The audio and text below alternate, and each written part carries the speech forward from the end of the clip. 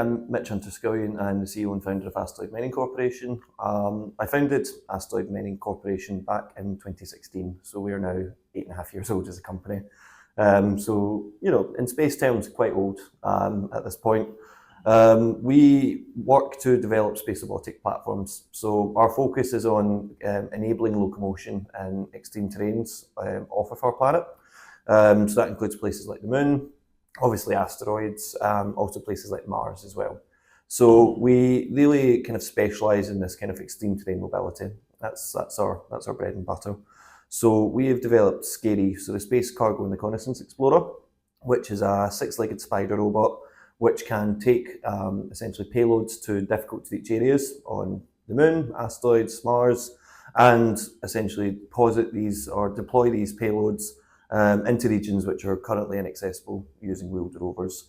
So this opens up lots of opportunities for resource prospecting in places like the Moon, because a lot of the water ice that we can expect to find is in deep craters where currently wheeled rovers just will not be able to access. So we have a fairly unique position within the space sector at the moment, and we're really focusing in on the Moon as our first destination. I mean, the lunar surface is an extreme environment. So with the lunar surface, what you have is you have quite kind of compacted dust. So the lunar dust is quite challenging to operate in. Beyond that, you also have quite a lot of slopes and craters. A lot of the craters are very interesting scientifically, but using wheeled rovers are inaccessible. And lunar gravity, so 1/6 gravity, you can only really go down to approximately 15 to 20 degrees of slope, or up 15 to 20 degrees of slope using wheeled rovers. Whereas what we do with our walking rovers is to essentially look towards 90-degree verticality. So we can go to these difficult to reach areas with a new model of exploration, which is walking robots and climbing robots. So this really opens up completely new opportunities for scientific exploration, for resource prospecting, and also for scientific development, payload development. So yeah, we're fairly unique in the space sector. So we really see kind of South America as being the key growth opportunity in the space sector over the coming 2 decades.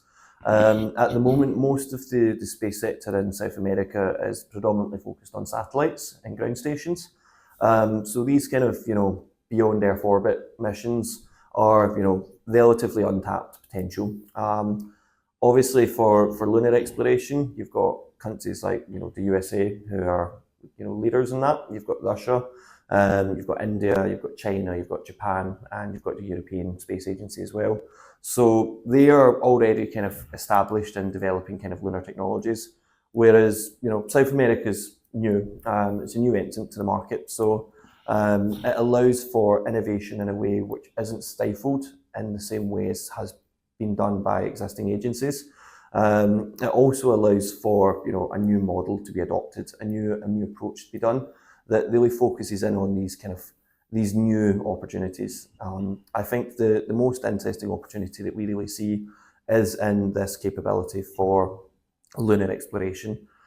So to use Brazil as an example, Brazil is the only BRIC nation which hasn't yet landed on the lunar surface. So Russia went up in the 60s, China landed in 2013, India landed 2 years ago with the Changi free mission, Chandrayaan free mission.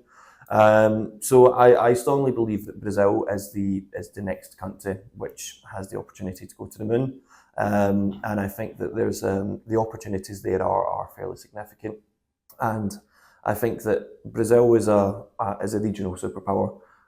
Historically, Brazil is a very strong kind of power within South America. This is an opportunity for Brazil in particular in order to kind of do a statement mission.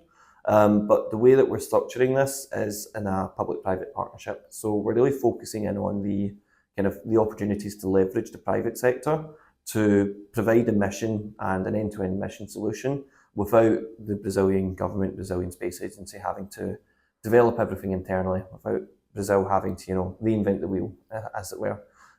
This is an opportunity for Brazil to do things quickly, cheaply, most importantly, but also more innovatively than has ever been done before. As the president of a private sector company, we're really focusing in on the commercial opportunities here.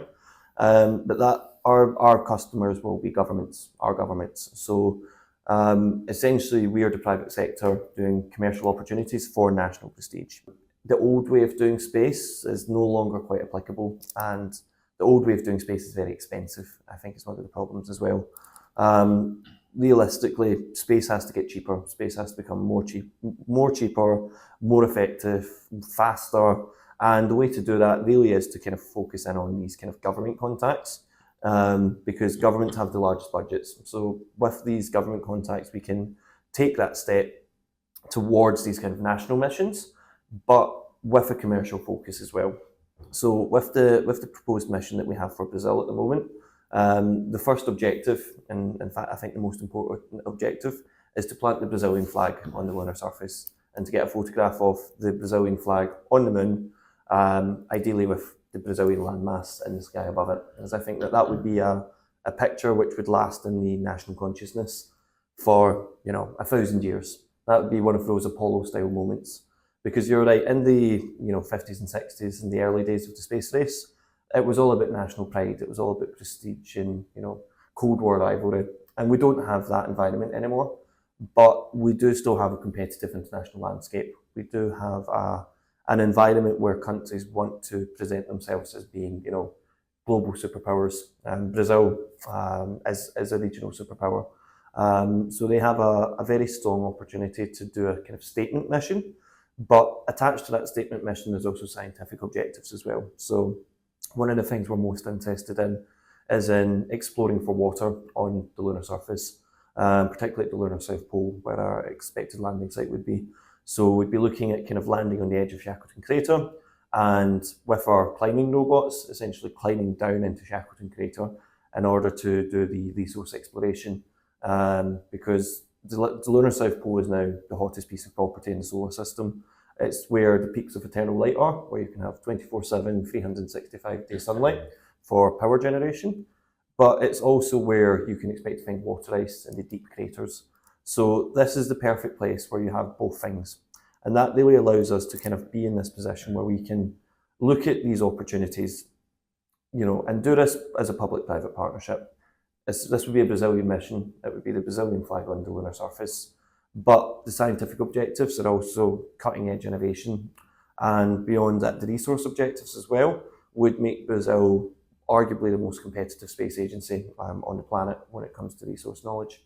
And I think that is a very, very exciting opportunity for a mission which is expected to be the cheapest ever launched to the lunar surface. One of the main reasons that we can kind of offer something different is just due to the quality of the partnerships we have. So we've got a relationship with iSpace out of Japan, who have already sent something to the lunar surface. So they did a hard landing on the lunar surface last year. We already have the capabilities in throughout our network in order to get to the moon. We can focus in on what we do well, which is the technology development for kind of these lunar exploration tasks. And that opens up the opportunity for governments to take advantage of this private sector initiative so that they can do things faster and cheaper than has ever been possible before. We can fundamentally de-risk the exercise just purely due to the nature of the commercial space sector. We're profit-driven in our motives, where we're offering national prestige and national pride as one of the advantages of the mission.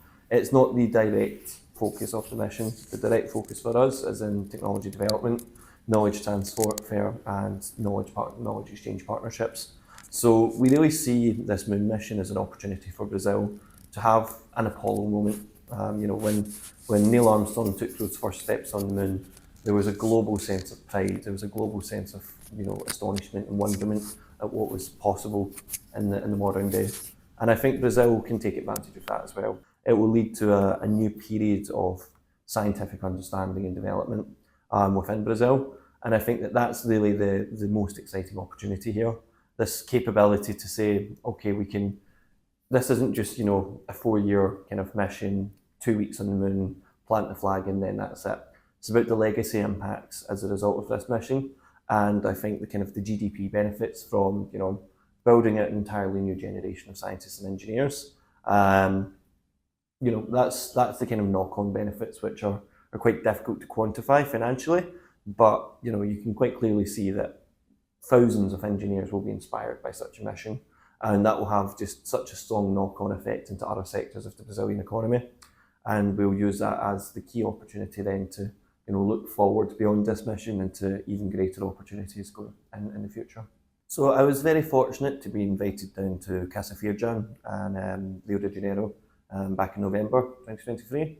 And that was my first trip to Brazil, and it was when I started to realise the opportunities that Brazil had within the space sector. So that was really the beginnings of this project, and then from there I engaged the MEREGE group, also based out of Rio de Janeiro, who act as AMC's commercial agents in Latin America. So my vision is ultimately to set up a subsidiary of AMC in Brazil, to essentially facilitate this mission domestically. And I see Brazil as being essentially the next market that we're interested in expanding into. We're already, we're sat in London at our headquarters in Canary Wharf. We have a US subsidiary based out in Atlanta, Georgia. We've got a research lab out in Sendai, Japan.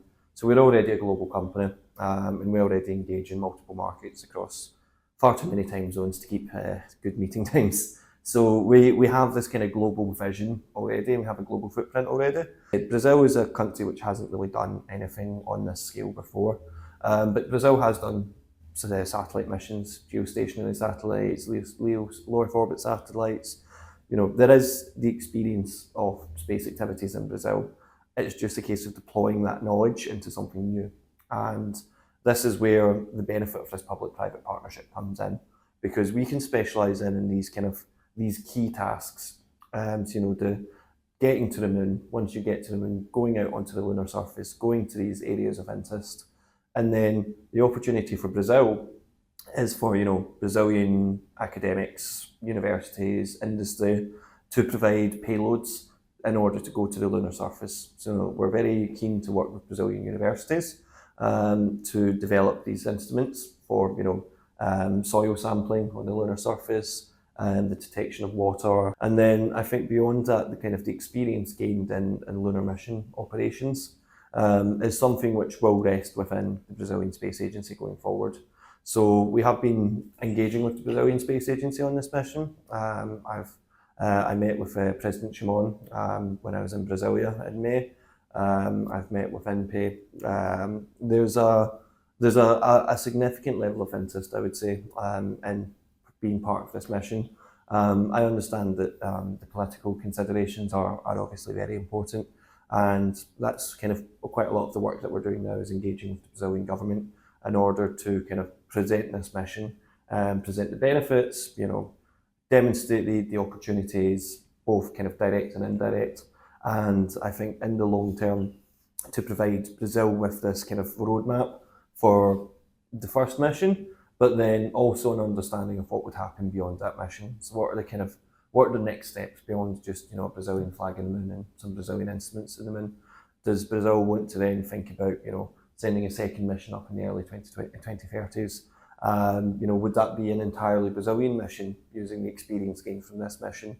These are the key opportunities I see, and I know that the Brazilian Space Agency already has an interest in lunar activities, but up until now hasn't really had any pathway towards actioning or executing those desires.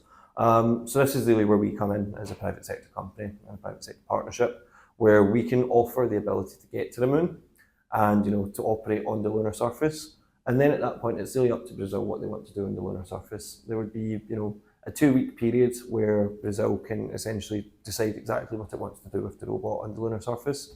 And that really is Brazil's choice as the customer for this mission. We are, at the end, a service provider. We're facilitating national ambition and national scientific interest. So we're benefiting from that service provision.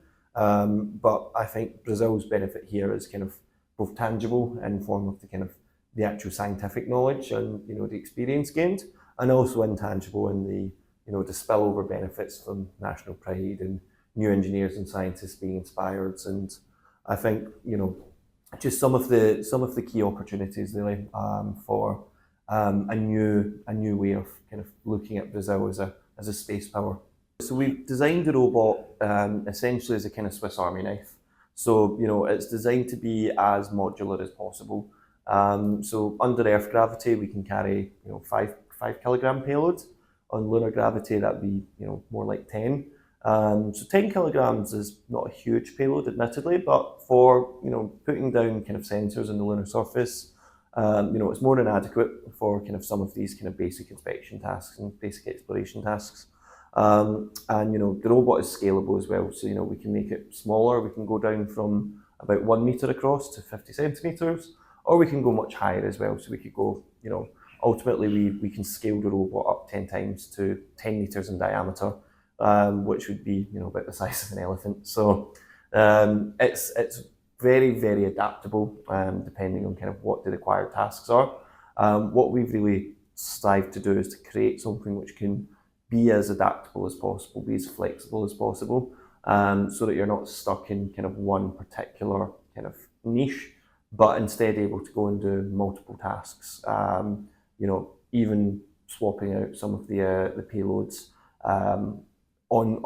in space. So the benefit of having 6 legs is you can have 4 of them to walk, and you can use 2 of them as arms.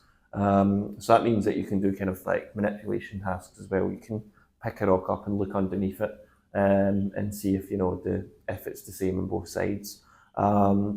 You can swap out kind of components, something which can just be kind of swapped out very, very quickly and easily without too much concern. So I mean, we're very open to partnerships with Brazilian industry as well.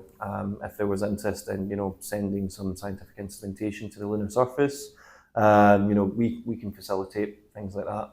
One of the things we're also looking at would be to essentially start producing the robot locally in the Brazilian market, possibly under license with one of the larger companies in Brazil. So there's definitely significant opportunities for Brazilian industry to get involved as well.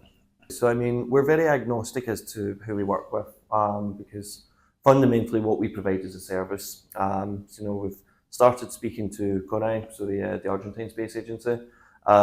We've started speaking to a couple of other countries around the world. Some in kind of Asia, some in kind of Central America, some in Europe. So there's definitely like opportunities globally. But I think Brazil is a very special country in this regard because they have both the size and the ambition to do lunar operations. And I think there's also there's the desire there to do something different. They don't just want to send another wheeled rover to the lunar surface just to say, oh, look, we've done this. There's that desire to innovate. There's that desire to do something new and exciting. It would be the cheapest national space mission that's ever launched to the lunar surface. $7 million cheaper than even India with Chandrayaan-3. So that's a very, very significant opportunity for Brazil to do things in a more innovative manner and cheaper. But that doesn't just have to be Brazil. Equally, if Argentina was interested, we'd support Argentina going to the moon. And I think it really does now kind of represent an opportunity for new partnerships to be established. So UK, Japan, Brazil, USA are all members of the Artemis Accords. There's a kind of a level of codification and standardization of lunar activities that was already happening. This is just another example of a project which has became enabled by the Artemis Accords, and this could be one of the first non-US Artemis Accord missions, which I think is a very, very exciting for all the countries involved in the programme. The next steps at the moment is we're engaging with the Brazilian Space Agency and doing the early discussions as to what the mission would look like, what the technical implications would be, and we're also going politically as well. So trying to gather political desire to do the mission as well. So one of the the start planes which was promoted to me by one of my team was a Lula para Lua, so Lula for the moon. This is a wonderful start plane for the mission, because fundamentally President Lula has the definitive decision on this project. So Lula para Lua, I think, is a very strong incentive because it would allow President Lula to really kind of put a good face on for the world when he's a G20 president. In fact, what would really be in an ideal world looking to do is to do a formal announcement of the mission and at the G20 summit in Rio de Janeiro in November. I think that'd be an excellent time in order to do the formal kind of the start of the mission. Although the G20 Space Summit in September would be a good time to kind of, have the initial kind of proposal ready for, so that can be discussed at that meeting as well.